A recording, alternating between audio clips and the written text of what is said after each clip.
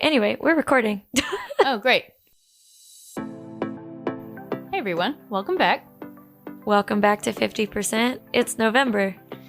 Yes, it doesn't feel like November It yet. does not. It is like 1 billion degrees outside. I'm so upset, honestly. It's November. We both voted today. We did. This will come out after Election Day, so... But I hope you all voted. Hope you all voted. Please do your civic duty. Yes. Anyway, so since it's November, and since the rest of our year of episodes is going to be taken up with, spoiler alert, holiday content. What else? What else? We figured we would do a little early-ish roundup of our favorite books that we read this year, both romance and not, but obviously with a special focus on romance. Yes, obviously we read a lot of romance. Yeah. And we have some overlapping favorites, but we figured all of our reading time is going to be taken up with Christmas and holiday reads. Yes. Going forward. And there are no Thanksgiving reads. That we know of. If anyone out there in podcast land knows of a Thanksgiving-themed romance that doesn't suck, please let us know. I would love to read a Thanksgiving romance. That doesn't suck is a really vital piece of this, because I feel confident that there are plenty of Thanksgiving romances. Like the B horror movies. There's yes. The romance version of Thanksgiving. Please let us know where it is. Yeah, I like that. The Angelica Frankenstein of Thanksgiving. Reanimated turkeys. I don't know how to make Thanksgiving. Oh, God. Okay. No, it's got to be like a turkey farmer or something. Oh. Or someone who works at a restaurant. A bakery. A bakery. A pie baker. A pie baker. There you go. Like Pushing Daisies. Yeah. That could qualify. I don't know. A recipe tester for Bon Appetit. I like that. I should write it. There you go. There we go. I will write it and we'll review it on the next episode. No one take this idea. Yeah, actually. It is National Novel Writing Month, so you could Ooh. get a little late start. Yeah, I have 26 days. Yeah. I can do that. Mm-hmm. You could write a novel in 26 days. Will it be good? No. But you could do it. I could. Not that you don't have enough to write. Oh, right, no, not at all. No, not like my job is already writing. Yeah. Not novels. Right, exactly. It's fine. Anyway, so as we were making our list of faves of the year, we both listed the same two first. What a shock. And mine were not in any specific order, but I do think these two pull away from the pack. I don't disagree. Yeah. So I'm going to challenge you, though, and ask you a question. Oh, no. Which is, okay, just because we're not going to...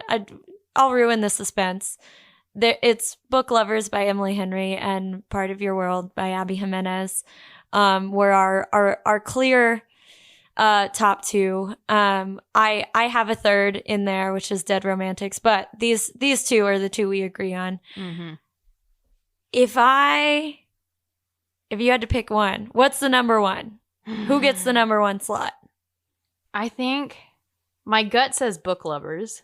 Really? I love Nora so much as a character, and she reminds me a lot of me.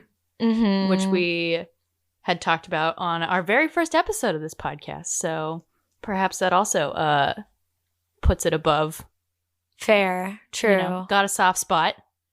My gut was saying Part of Your World, and that's mainly because I'm like, I think now currently I would say Book Lovers, but thinking back to like the experience of reading both of those, I think I had like a more like visceral reaction to Part of Your World. Yes.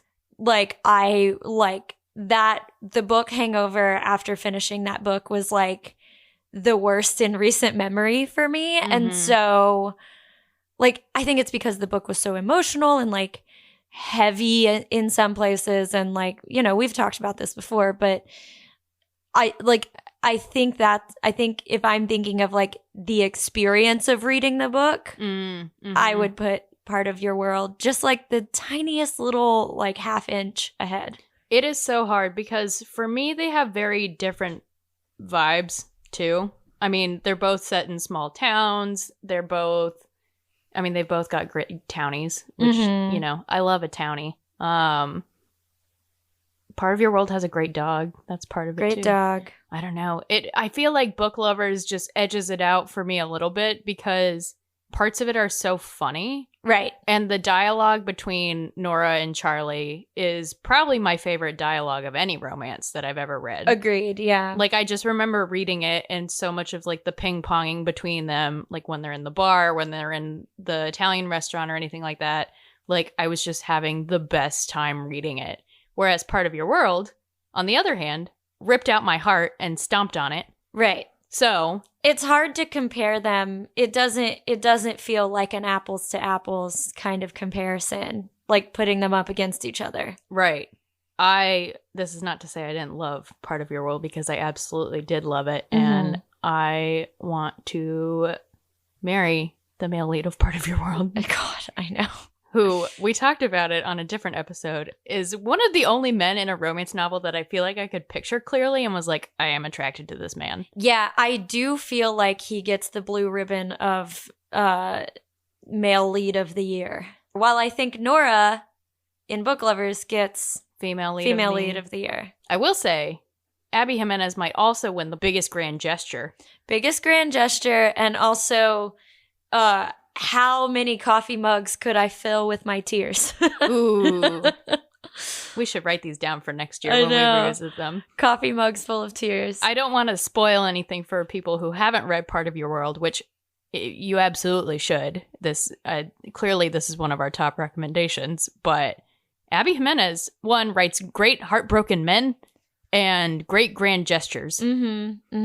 So, yeah. Yeah, good stuff. So those are the two winners because of the emotion, because of the dialogue, because of the characters, and because it's two of our favorite romance authors. So in terms of other romance novels that we loved, I've talked about Dead Romantics to death. We don't need to go over it anymore. Everyone knows.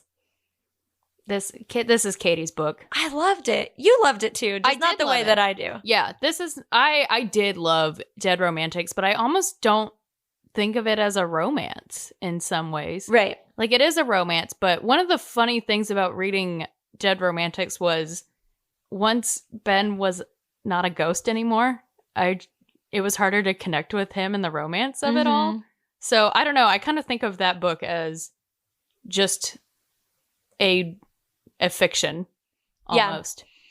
Great book. I did love it. And I love talking about it with you, but I don't know. That's an interesting observation. What's your superlative for it? Best hot ghost. I really, really liked the scene setting and just the writing. And also very good dialogue, but just very good, like strong, beautiful writing throughout. Like there were I had so many little flags and like maybe like best little moments, perhaps. Mine perhaps for Dead Romantics would be best dog. Best dog, truly. I actually have a book with a better dog, in my opinion. Ooh. And it's not one of my favorite books of the year. I did really enjoy it. I just finished listening to the audiobook, which is and it's not a romance novel. It's like a fantasy, maybe I would call it. Speculative fiction. I don't know. It's The 10,000 Doors of January. And there's a really great dog in there whose name is Sinbad, Bad for short. Oh my gosh. So he's a dog named Bad because he is kind of bad. But he's like very defensive of his owner and like attacks like her enemies or whatever. It's very cute. And I thought something happened to him at the end, and I was like, if I just listened to hours of this book and this fucking dog dies, I I was like in my car driving home yesterday when I finished it, and I was like, I'm gonna crash This is my a no car. dead Like, dog I can't. zone. I know, but the dog survives. Yes. Yes. Spoiler. Bad is fine. Spoiler alert, the that's dog always is fine. warranted. The dog Yeah. is fine. The dog is fine. Because I was like, who let me pick up this book? Yeah. Who didn't tell me? do not ever recommend us a book where the dog dies. No. That's it. Anyway, Bad is fine. So he's my best dog of the year. Okay. That's a good note. I do recommend that book. It was lovely. What else do you have in the romance realm for your faves? So this one I have kind of complicated feelings about because I didn't like how it ended. But right. I had a really fun time reading it. The book is How to Fake It in Hollywood by Ava Wilder, which has lots of things I love in a romance, which is rich people doing dumb things, celebrities, people go shopping in Beverly Hills, love stuff like that. It starts off as a fake dating and then kind of quickly becomes a real dating. I always pictured the male lead as like Ben Affleck in my mind, who I don't like, but he's kind of a Ben Affleck type character. But I didn't love how it ended, but I had a really good time reading it. And my superlative for it is it has one of the hottest non-sex scenes I've read all year. Oh. So hottest non-sex scenes. Yeah. It's a sexy scene, but right. They don't actually touch each other. It is so good. That's my superlative for that. Okay. Hottest scene where they don't actually touch each other because they're trying to resist being together for reasons. That's my favorite. Yeah. Reasons I don't fully understand. I won't spoil it, but it is so good. Shit, now I have to read it. It was a fun read. It was a really fun read. And again, I love stupid rich people drama. It's great. It's my favorite thing. Yeah, I need to pick that one up. I did, like, my favorite stupid rich people drama book of this year was I read the first American Royals book, which was it's not in my favorites of the year, but everyone that so many people that I know have like loved this series. And I was like, okay, I'll finally pick it up. That book was long as hell, but I think I would have liked it more if it were like half the length that it was. That's how I felt about Crazy Rich Asians, which I DNF'd. Yes. It is so long. Big Crazy Rich Asians vibes in American Royals. But really great Silly Rich People. My favorite. Yeah, so that's my nominee for Silly Rich People. That's a good one. Yeah. What else you got in romance? Okay, so I have two that I'm going to mention together because I read them like the same week, and they're both second chance. So I kind of couple them together. One is like very solidly in my top books of the year, and the other one is like a bonus honorable mention one. So I loved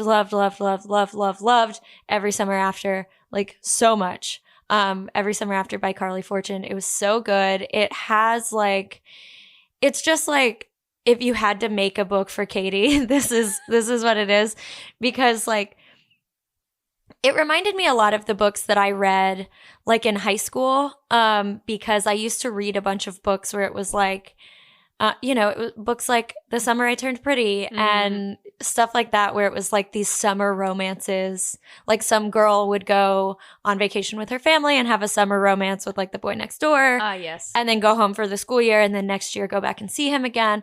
I read so many books like that in high school. Yes. So many.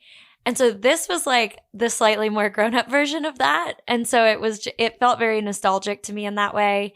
But it's also this kind of, it's this story of these like high school sweethearts, and there's like some time jumps back and forth, and it's just really, really lovely. And so the one that I have to mention, like kind of in conjunction with that, is Funny You Should Ask, which I really liked when I read it. In hindsight, I don't know if I would put it in my like top, but it's definitely worth mentioning. It's the one about this journalist who interviews this famous actor about well, being famous in his life and whatever, and it becomes this whole thing. But Every Summer After is like, I actually, like, I would be pushing this book harder if it were like May right now, because I think you have to read it in summer. Yeah, a seasonal read. Yeah. I don't think I would read it now and love it as much, but I read it in like late July. Yeah, I have a couple books on my TBR stack that I bought like a few months ago and then didn't read, and now I have to leave them for next summer because they're not winter reads. I have to wait now. Funny you should ask. You can read anytime, I will say. But Every Summer After, you should definitely read in the summer. Well, clearly. Yeah. Yeah. Yeah, it's in the title. It's in the title. I have 2 other honorable mentions. Thank You for Listening by Julia Whalen, which we've talked about a bunch. Really, really lovely book that you still have to read, right? I do still have to read. I just put myself on hold for the audiobook version. Good. Because as I've established, I'm not an audiobook girly, and I think I should give it a shot because I think I would make it through more books. You definitely would. That's like, I've told you this before, and I think I've said it on the pod before. Like, people ask me how I go through books so fast, and it's because I listen to a lot of books. Yeah. So I need to give it a shot, and I've heard so many good things from Katey and elsewhere about Julia Whalen as an audiobook narrator, and so I feel like I should start strong and just do one of hers. Yeah. So I endorse that. I'm very excited to listen to it, though. So my last romance honorable mention is Shipwrecked, which is the latest in the spoiler alert series that Olivia Dade does. Y'all all already know that I'm a fan of these. It's like a series of books that takes place like involving and between the leads on like a very Game of Thrones-esque TV show. There's like a lot of fan fiction. It's like just enough like spice. I hope that this series goes on forever. I love it. I really love it. Just like Game of Thrones, it will never end. Exactly. Yeah. And I've read Olivia Dade's other books and they're great. I love her. She's I haven't read all of her books, but I've read a lot of them. And she's someone I will always pick up. But this series specifically, I just love the way she writes the characters. I love that they're all into writing fan fiction or reading fan fiction like about themselves, which is very funny. So yeah, I just love this series. If someone wrote fan fiction about you for some reason, would you read it? Yeah. Not because I would want to, but because you would have to. I would have to. The curiosity. Yeah. I'm nosy. Yep. I was about to say no, and then I did remember I am very nosy. Yeah, I would like to say no. Yeah.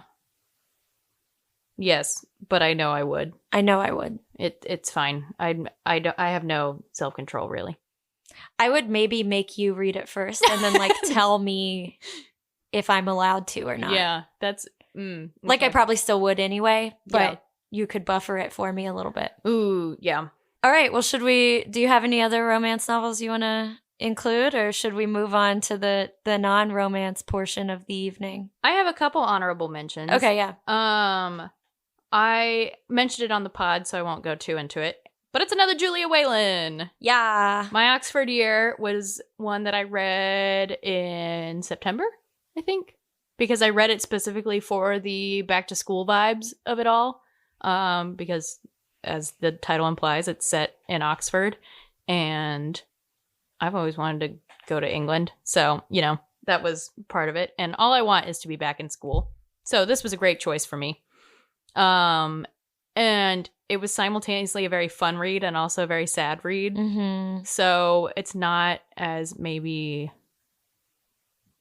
as peppy as I thought it was going to be. But it is cute and sweet and heartwarming. Yes.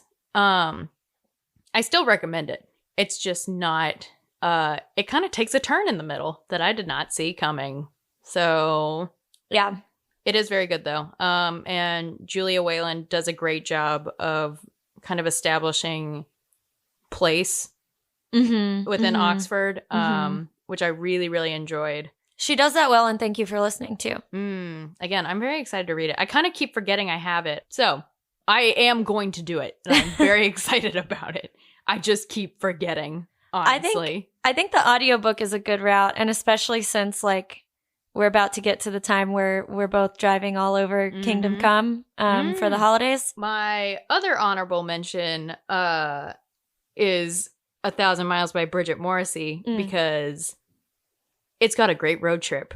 Oh, maybe I'll listen to that audiobook on my road trip. That would be a fun one because they are driving from Chicago to Colorado. Oh, I'm driving to Colorado. There you go. Look at that. So it's a long drive. Yeah. But that one was a really like fun, nostalgic one almost, as it's a second chance between two people who were best friends in high school and then haven't talked in like a decade. This is one I've definitely mentioned on the pod. There's also a great cat character and also a good grand gesture at the end. So this was a fun one. Also, my superlative for it is best Paramore mention of the year. Very niche superlatives. Yes, for a early mention of Misguided Ghosts, a great song that is underappreciated in my opinion. Yeah. So there's my superlative for 1,000 Miles. Thank you, Bridget Morrissey. Yeah, that's niche. Okay, should we move on to our non-romance leaders? So obviously we read a lot of romance, but we don't get to talk about our other books. We read other stuff. Yeah. I think we probably share our favorite non-romance one though. Yes. Which is Tomorrow and Tomorrow and Tomorrow. Ooh, okay. We've mentioned it on the podcast, but I don't think we've actually talked about what it's about. So Katey, would you like to explain? Tomorrow and Tomorrow and Tomorrow is actually, so I got it from Book of the Month, but like 90% of the reason I picked it as my book of the month is because John Green blurbed it and said it was like the best book he read this year. And I was like, trust him. Yeah. He knows what he's talking about. Yeah. And so what it is another reason I picked it up is because it's like about video games. And I was like, that sounds interesting. And it's about people who make video games. And so it's really about these friends, these two friends, but like three friends really, who make video games together. And it's the story of their lives, their friendship, their working relationship, it spans decades, it spans locations. There's some romance in it. Yeah. There's not a happy ending. Yeah, there's a lot of love in various forms in it, which I think is the reason I loved this book so much, because it's about love between friends and love between business partners and hate between friends and hate between business partners. Right. And the process of like building something and being creative and all of the complexities that come with that. And that feels like a vast oversimplification of this book. But it's because it's about so much. There's so much in it. Yeah. One of my favorite things about this book was how Gabrielle Zevin plays with format as she's writing it. It's in sections and each section is a little bit different. And it is so cool the way that she does this, but still drives the story forward. Almost in ways that you're not quite sure what's happening in the middle of it until you kind of get to the next section and you realize, oh, here's where we are now. So it's a heavy read. It's one that, actually needs your brain to be focused on it. But man, it's a book that I don't even remember what you told me about it when you handed it off to me. I don't think I gave you any context. I think I was mainly just like, you have to do this. You don't have a choice. Yeah. I think I knew the very short blurb of that. It's about video games. It's about friends and being creative. And I was like, okay, cool. We'll do it. And I read this one really quickly too. I read it. It was one of those things where I thankfully I started it on like a Friday of a weekend that I didn't have much to do because I literally did not stop. I did not stop. I stopped to sleep and eat, but barely even that. I just read it all the way through in one go. Oh gosh. Yeah. If you take a non-romance recommendation from us, this is it's a heavy one, but it is a book that I will probably think about for a long time. Yeah, I can't think of another book that's even come out in like recent year that I've even read in recent years that I felt about the way that I feel about this book or felt it. Like the closest thing I can get is the Under the Whispering Door book by TJ Klune. That one kind of hit me the same way.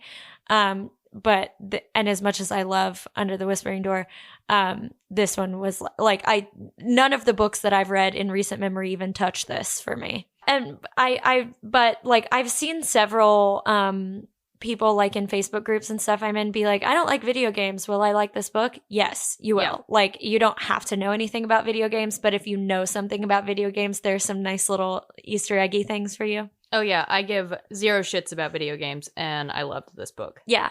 And I love video games and I loved this book. So there you go. Yeah. God, what a great book. What a great book. My husband, Ryan, is reading it right now. And there have been several moments that we're like laying in bed and he'll like finish a chapter and he's just like, fuck. And I'm like, yeah, sorry. Did you prepare him emotionally? No. Oh. I didn't prepare any of y'all. No, that's fair. I'm just like, read it. Yeah. I assume it's your copy with the flags in it. Yeah. And I didn't flag it. No, when I was reading it. Yeah. No, this is not when we passed back and forth that way. Yeah. But, yeah. Woof. Good book. Yeah, good book.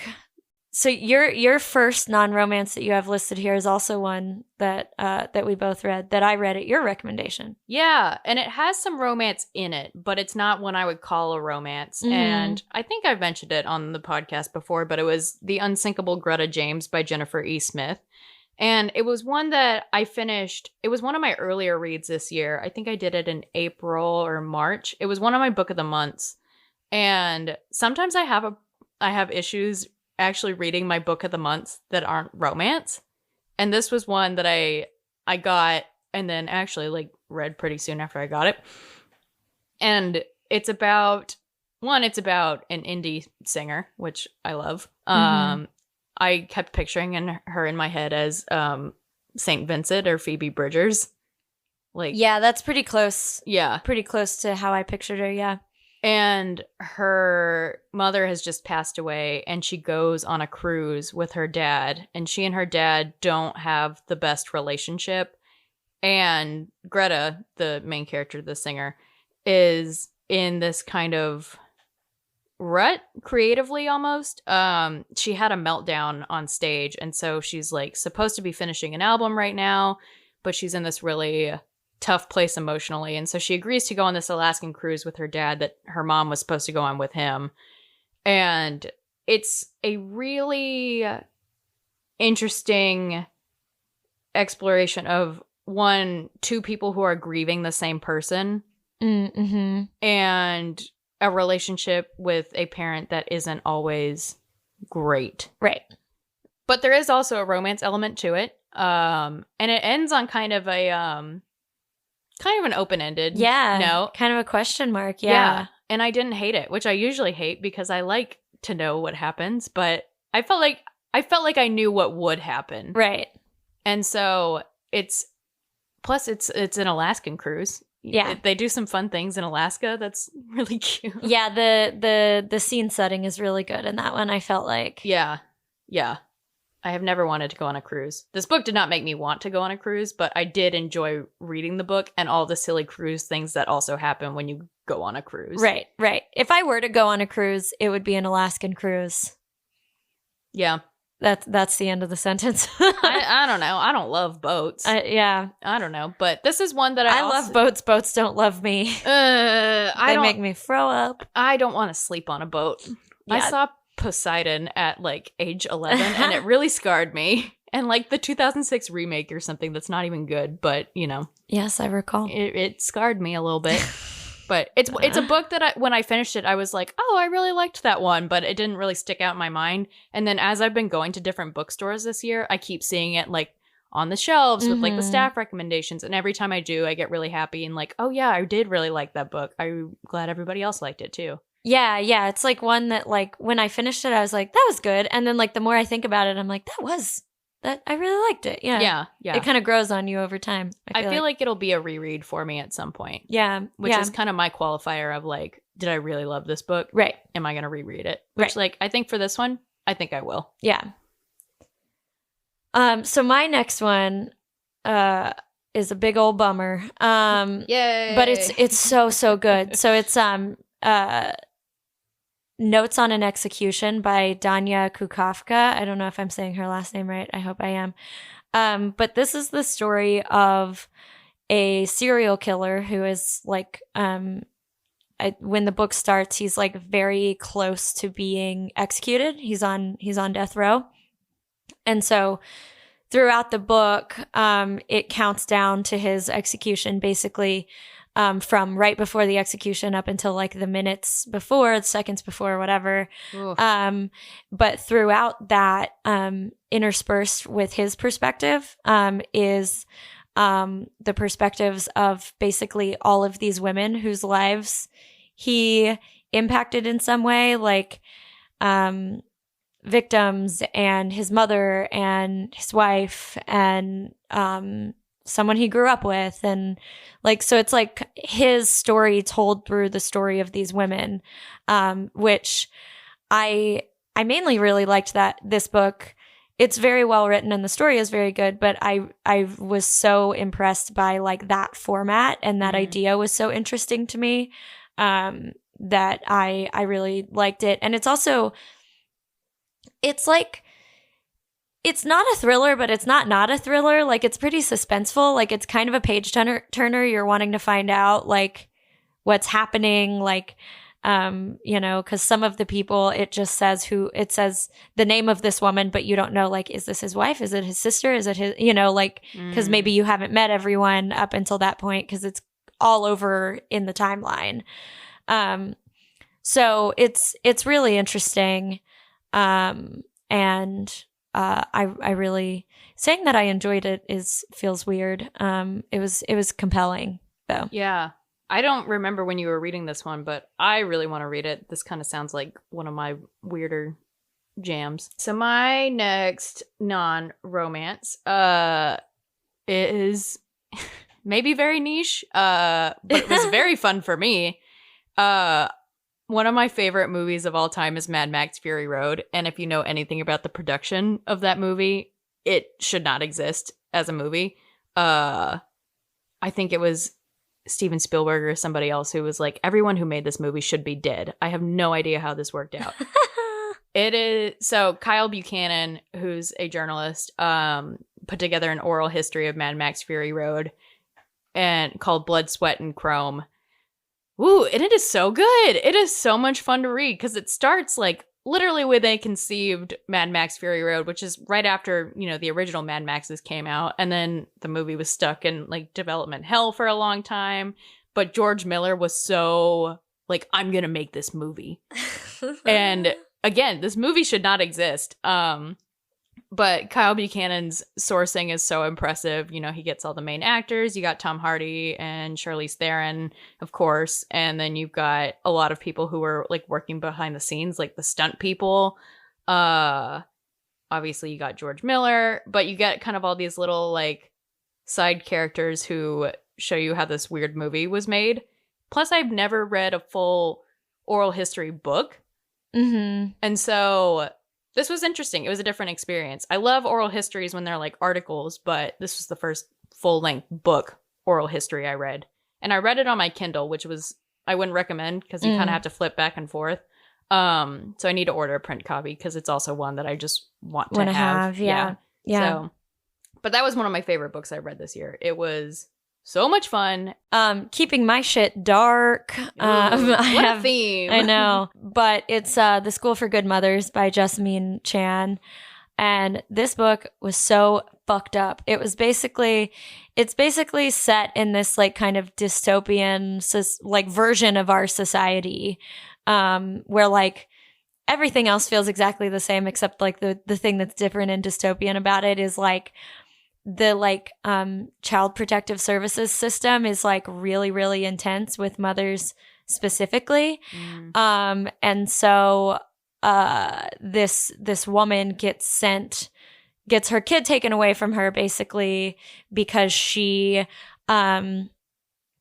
left her at home alone one day for like a few hours because it seems to me like she has some kind of postpartum depression going on. And so she just like made a major mistake, left her baby alone for a few hours, and is now like reaping the consequences of it, which like, so you kind of have this battle of like, she did this like awful thing, but is her like quote unquote punishment, like, does she deserve all of this? And so she gets her kid taken away. She gets sent away to this school, this like training program for like bad mothers where they basically just like shame them and make them do all this crazy shit.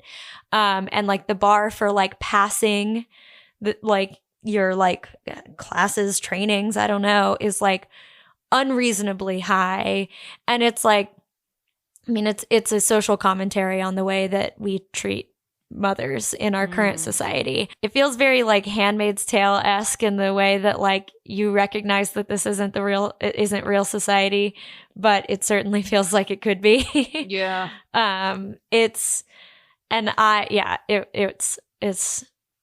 so sad. It's a sad book. Warning. Yeah. Sad book. It's a sad book, but it's very good. Oof. And it pissed me off. And I'm looking at it on Goodreads right now, and it only has like 3.5 stars. So like, I guess a lot of people didn't like it the way that, but man, I really liked it. Liked it. Again, a weird thing to say. Mm-hmm. I found it compelling. I didn't love reading it, but it made me think. Yeah, basically. Exactly. Yeah. Oof. Okay. I'll table that. Yeah. Yeah. Yeah. That's maybe one you got to read when you're in the right headspace, I feel like. Yeah. Especially if any of our listeners are mothers or trying to be mothers, maybe wait. Yeah. Yeah. I will also continue to bring it down. A big old bummer, yeah. This book came out last year, but I read it earlier this year. Crying in H Mart by Michelle Zauner, perhaps better known as Japanese Breakfast. Woof. Yeah, okay. What a great book. So good. This is a memoir about her, basically about her and her mother and their relationship throughout her life and after her mother is diagnosed with cancer. And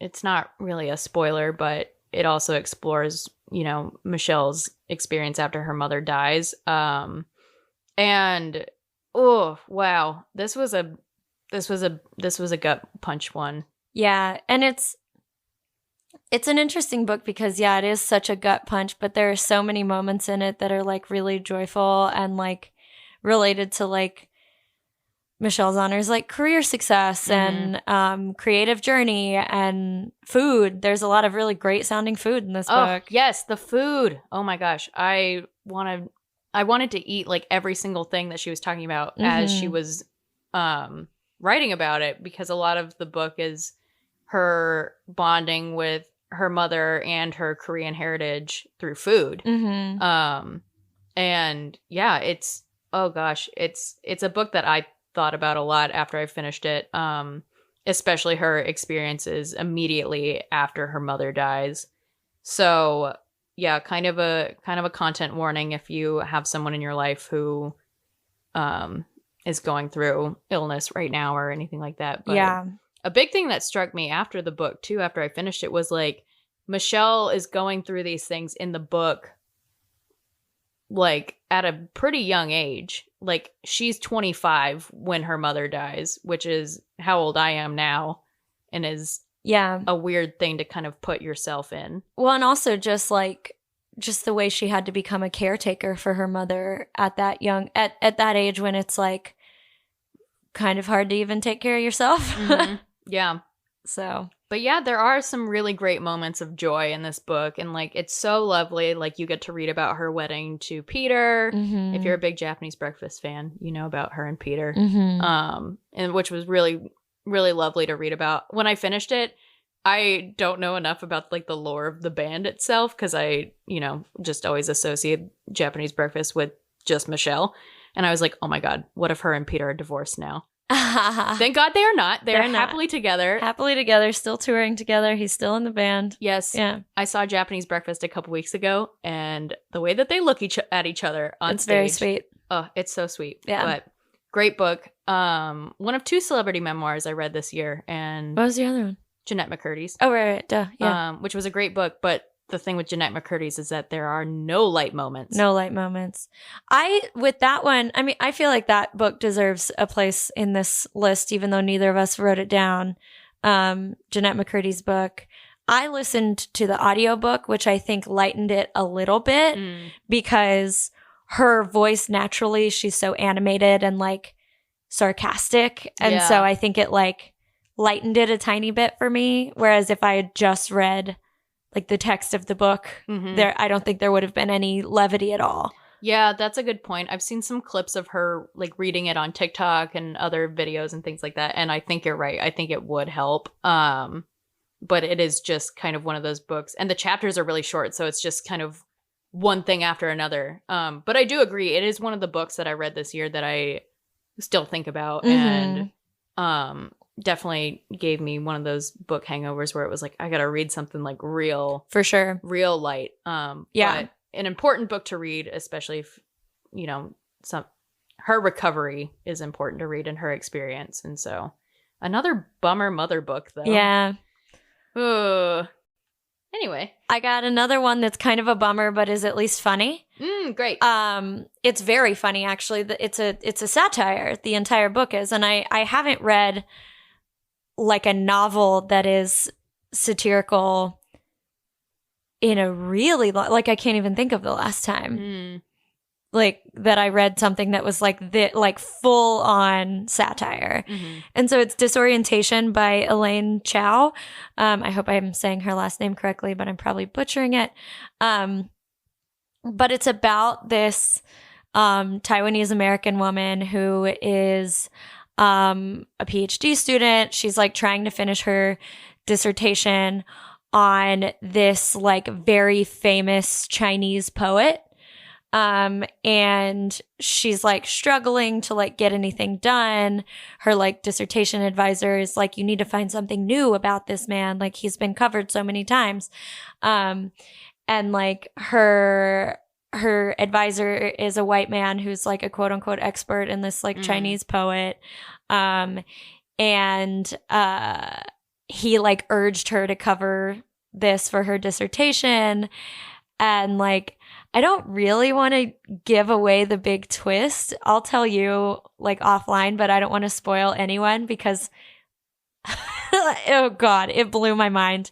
But it's basically like, you know, making fun of like very real and problematic like racial issues. But she like puts it on its head in a way that's like very enlightening and like enraging to read, but very, very funny. And she's like surrounded by like, and her like fiance is a white guy who is like translating Japanese books into English. And so then he also becomes a quote unquote expert on like Japanese. And then he's like, and he's like, he like makes her wear like a schoolgirl costume. Like there's so many layers here. My heart rate just went up. Yeah. The book is like infuriating, but the way that it's written, it's so funny and entertaining that like you're angry, but also you're like, this is so absurd. But also it's like everything that like would actually happen, but like turned up to like 25. You know what I mean? Yes. So it's like all these like microaggressions and macroaggressions that are just like really overblown and overdone. And so it pisses you off, but it's also very, very entertaining. Yeah. Okay. And it's funny. And this is like a lame thing to say about a book that's like kind of deep, but the cover is really beautiful. It is very beautiful. Yeah. I haven't seen it. Yeah. It's pink. I love it. But yeah, so that's less of a bummer, but still kind of intense. Yeah. If you want to, basically if you want to be angry. Yeah, but like, it's so funny. But, I did entertain myself reading some Goodreads reviews from people who didn't know that it was satirical. And I was like, when did y'all not pick that up? Oh, It was goodness. pretty obvious to me from the very beginning. Well, Yeah, it does happen. it does happen. Anyway, what's your last one? My last non-romance is another book of the month. Shout out to Book of the Month. But it's actually by a local author, and it's called The Devil Takes You Home by Gabino Iglesias.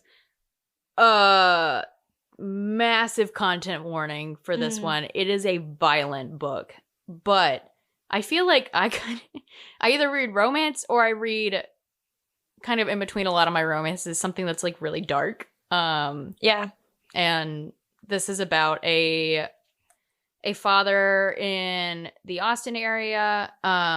This is not a spoiler because it happens very early on in the book, but his young daughter is diagnosed with cancer and she passes away, and it's very sad.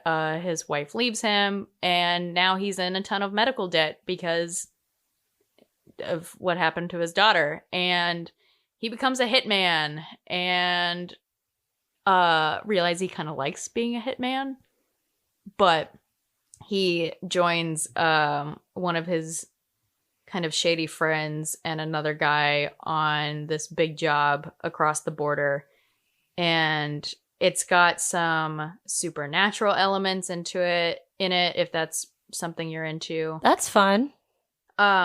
I will also say, so I got it from Book of the Month and it came with a translation guide. There's a lot of Spanish in it, and I don't know Spanish. So if you get the book elsewhere, see if you can find a translation guide with it, because or have Google Translate up.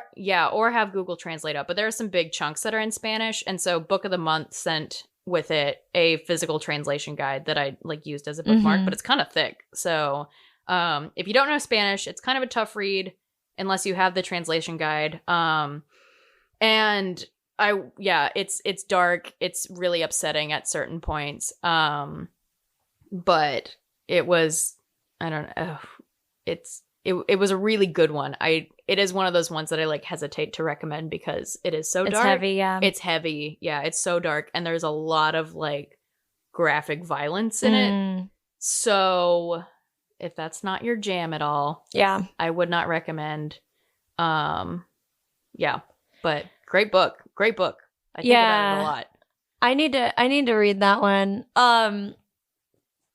That book reminded me of something else I want to put an honorable mention for because it was so ridiculous, which is Killers of a Certain Age by Deanna Raybourn. Oh, yeah. I haven't read this one yet, but it was really so funny and ridiculous. It's like old lady assassins. I want to read this one so badly. I want this to be a movie. Yes. Yeah. It was like, I got it as my like bonus book from Book of the Month during my birthday month because you get like a free add-on. So I chose this because I was like, this feels like something I wouldn't normally pick up, but it sounds really funny. And it also has a very good cover. And it was like a super easy read, super quick, and a romp. Oh, I think I told you, but I made my grandmother sign up for Book of the Month. She made this one of her Book of the Months, and she almost exclusively reads like thrillers and mysteries and things like that. She loved this book, and she thought it was going to be really stupid. And she came back and she was like, "This one was so fun. I didn't think I was going to like it, and I really did." So. I was worried it would be stupid, but it's silly. Yeah, but it's not stupid. Right. I thought it was very fun. And it was kind of like I used to read so many thrillers, and I really don't anymore unless it's some of my like tried and true authors that I always read that whenever they put out a new book, I'm like, okay, fine, whatever. Right. But so this was like kind of a good almost thriller for me. That kind of scratched that same itch, but was a little different. So I liked it a lot. Okay. So moving on, we want to talk about books that we're excited to read, specifically 2 that are coming out this year. Yes. And so we've mentioned both of these, but on November 22nd, which will be a couple weeks after this episode comes out, Ashley Herring Blake's sequel to Delilah Green is coming out. It's called Astrid Parker Doesn't Fail. So it's about Astrid. Mm-hmm. So if you read that book and listened to that episode, there's a sequel, and newly announced a third one is coming out. Yes. About Iris. Yes. So we will have a trilogy soon enough.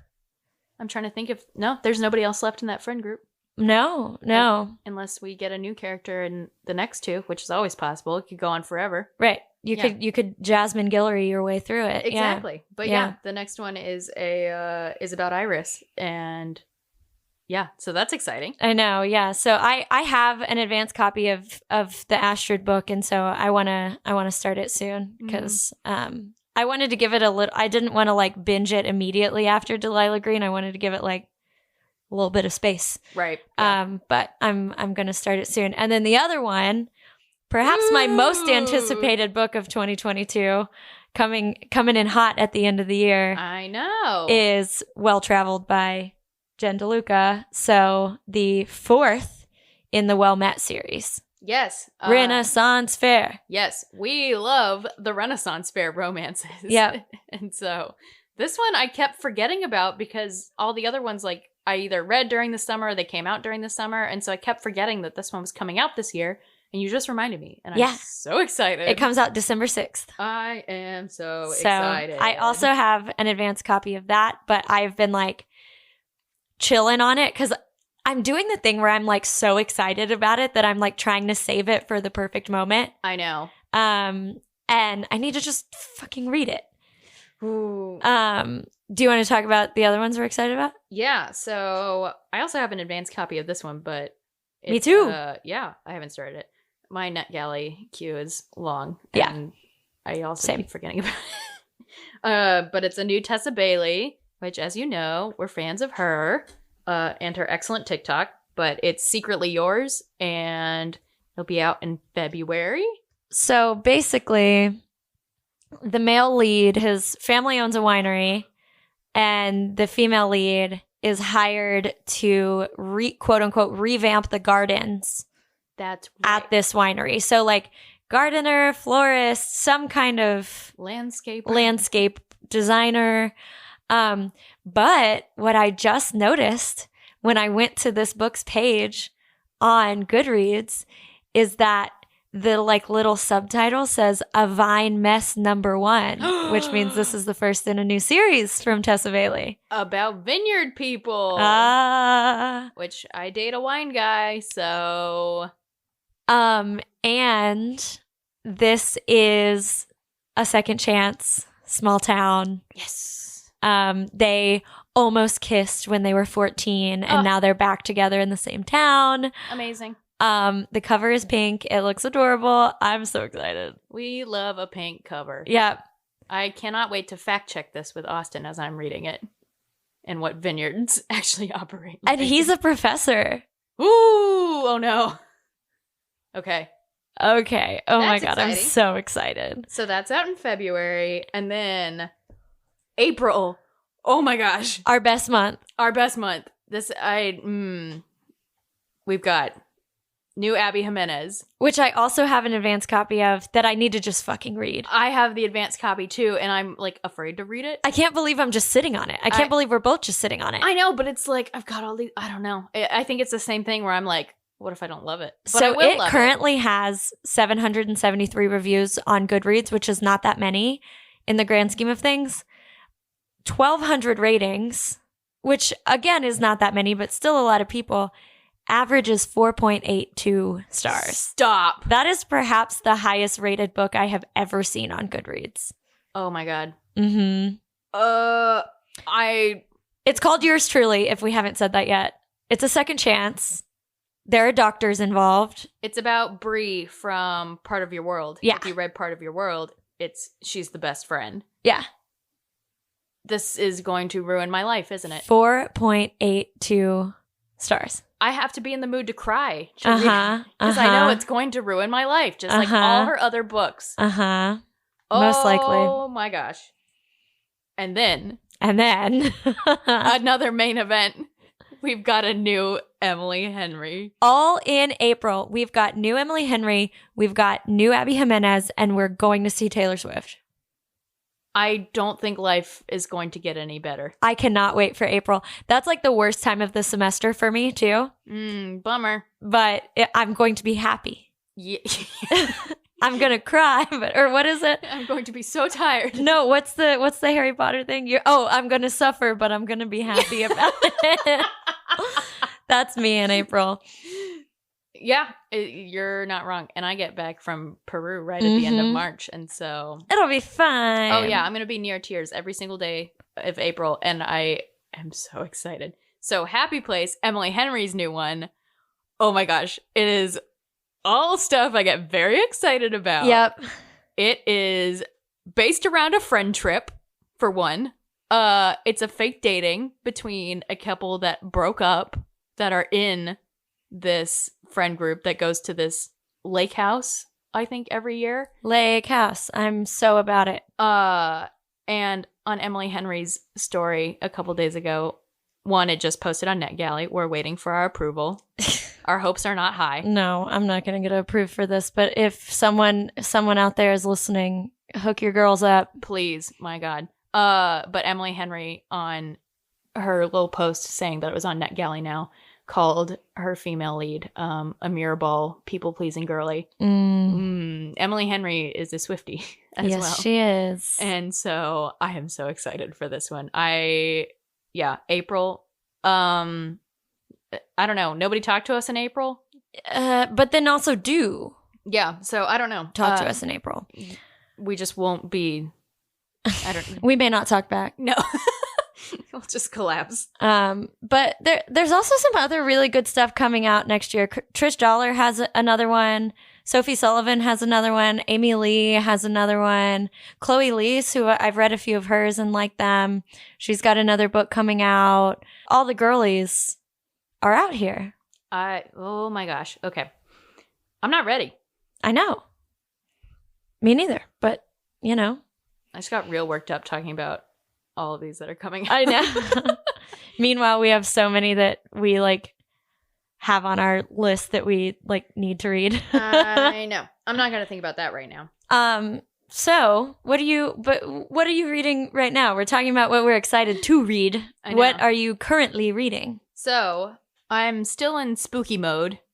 Don't come for me. It's only a few days after Halloween. Yeah. Currently it's November 4th. So it's allowed. Yeah, it's fine. And as we've established, it's still warm here. Right. It's fine. But I'm finishing up The Kiss Curse by Erin Sterling, the sequel to The X-Hex, which we have mentioned because it was a very fun Halloween read we good did stuff. last year.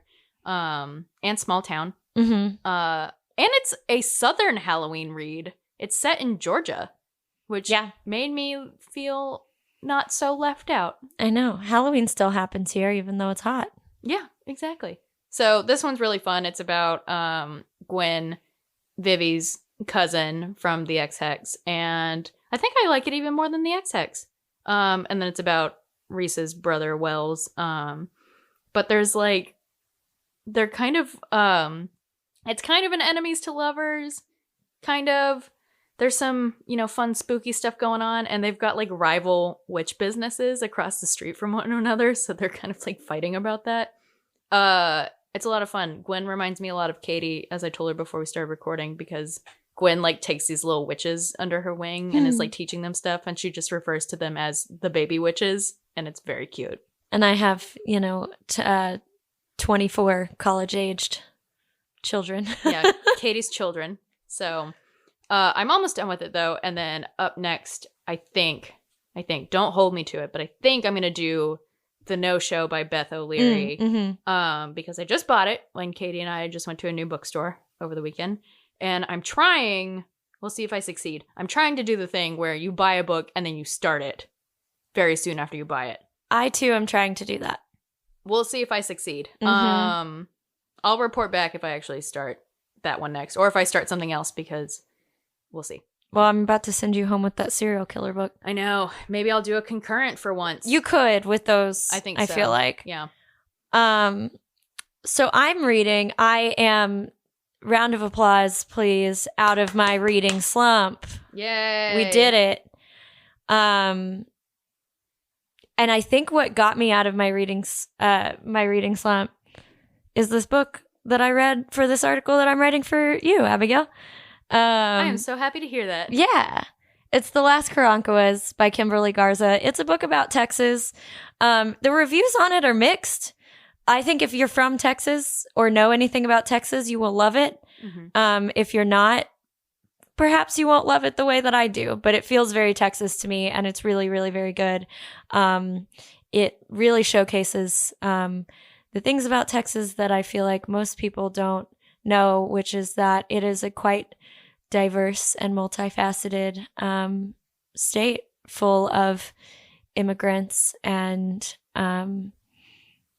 hardworking people, and perhaps not what you always think of when you think of Texas.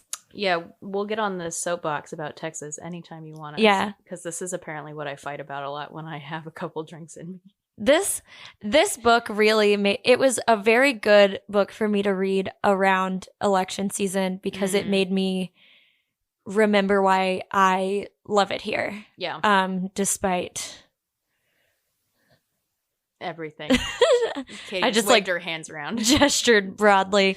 Yeah. But yeah, so I did, that got me out of my reading slump. So I'm back on my bullshit and I'm reading like 3 books currently. I like how you don't ease back into it. You're just like, oh, done. Great. Both feet, baby. Yeah. So I started the audiobook version of A Brush with Love by Maisie Eddings, which is about a bunch of people in dental school. Brush with Love. A plus, for the setting. And that one's been fun so far.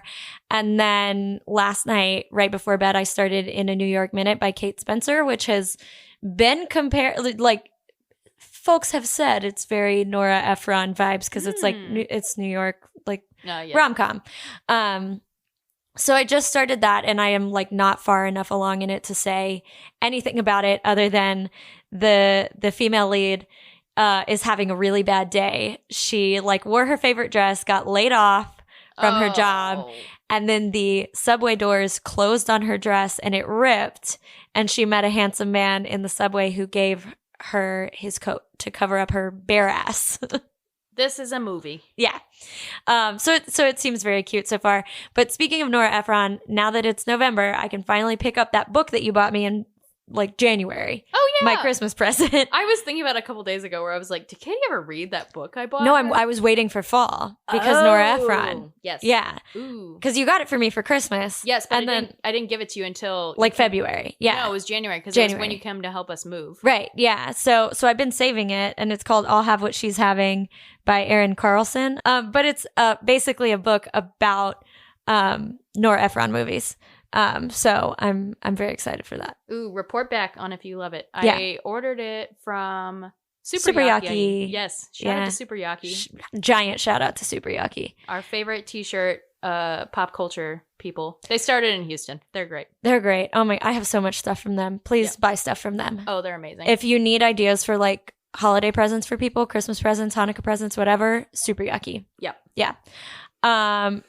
Speaking of holidays. Yes. So we're going to go ahead and announce our Christmas books, and we couldn't decide between 2. So we're going to do both. We're going to do both. We had a whole strategy session before this where we were just like, fuck it. 2 Christmas books. 2 Christmas books. So the one that we've been eyeing for a long time is, I want to buy this one just to have a book with this title and this cover on my shelf. Yeah. It's You're a Mean One, Matthew Prince. And if that sounds familiar, you're correct. It's like Grinchy fan fiction, honestly, is how it sounds to me. It's by Timothy Janofsky, who has put out like 1 million books this year. Oh yeah, he's having a great year. He's killing it. He's having like a Denise Williams year right now. Also, we follow him on Instagram, and he's making some very funny videos as he's promoting this book. Yeah, he seems great. I haven't read any of his stuff. I haven't either. But I'm really excited to read this one. It is our second queer romance. Mm-hmm. But our first one that is between 2 men. Mm-hmm. So really excited about this. it appears to be, and I've read very little about this, and I kind of want to keep it that way because it seems like absurd in all the good ways. I would assume it's an enemies to lovers, considering there's a Grinchy character in here. And it's literally named You're a Mean One. Right, exactly. Yeah. So the cover is green, obviously, and has one man building a snowman while the other man is like holding a snowball looking at him. So I cannot wait. So that's one. And then our other one, also a beautiful cover. This is gorgeous. Yeah, we almost bought this when we were at the bookstore last weekend because, like, even though it was October, it was like 2 days before Halloween, we were so drawn to this cover. It is maybe one of, and maybe it's just because I'm trying to lean into my holiday vibes, but it's maybe one of the most beautiful books I've ever seen. Yeah, it's so cute. So it is called Merry Little Meet Cute, and it is co-written by Julie Murphy of Dumplin' fame. Love Julie Murphy. I think I've read every book she's ever written. I'm a big fan of her. When I was in my like YA romance kick, and like YA kick in general, I read a lot of Julie Murphy. Love her. She also wrote one of the you know how she and Jasmine Guillory did the like 2 retellings of Disney? Yes. She did the Cinderella one. That's right. That I read earlier this year. So it's her and Sierra Simone. They co-wrote the book, which I don't think I've read anything by Sierra Simone. I have not. But this is billed as a steamy, plus-size holiday rom-com about an adult film star who is semi-accidentally cast as a lead in a family-friendly Christmas movie and the former bad boy pop star she falls in love with. Oh, that could not be more of a Mad Libs for like what Abigail and I will pick up and read. I am so excited. I'm so excited for both of these, but I hadn't heard about this one at all until we read the back cover in the bookstore on Saturday. And I was like, we have to do it. Yeah. This is why we're doing 2, because we couldn't decide. And I was like, we can't not do the Hallmark movie adult film star. Like, we had already been tentatively planning on doing Matthew Prince because obviously, and then this popped up and we were like, fuck. So, 2. We make the rules. Yeah, we make the rules. We make the rules. I am so excited for this one. I'm so excited. So I don't think we're ready to tell you which one is going to come first. So just read them both, and we will put both of these books on our bookshop. You can get them from there. It'll give us a little bit of cash, which we always appreciate. Or buy it from your local bookstore. And just a PSA to not buy books from Amazon this holiday season because they sell books at a loss. On purpose, which is why they're so cheap. But you know what? Bookshop matches Amazon's prices. So even if you don't buy them from our bookshop store, buy them from a bookshop store, and don't give Jeff Bezos any more money. Yeah, or go to your local independent bookstore and have a nice afternoon browsing the shelves and get all your holiday shopping done. Yeah, if you're in Austin, go to Vintage Books and Wine, which is the new bookstore on the east side that we just went to last weekend. Yeah, there are plenty of great bookstores here. You know, always a favorite book people. We got Vintage Books and Wine. Yeah, Reverie's down south near me, which I like. Yep. Lots of choices, and probably a great choice wherever you are too. So yes, support your local bookstore, and also support your libraries if you're just reading them for yourself. Yes, yeah, library, love the library. Anyway, we will see you guys. Oh my God, it's all Christmas all the time for the rest of this year. So we'll see y'all again for our first holiday episode. Yes. Get ready. Get your hot cocoa ready or whatever you. Yeah. We'll do spiked hot cocoa for our next recording. I like that. All right. See y'all next time. Goodbye.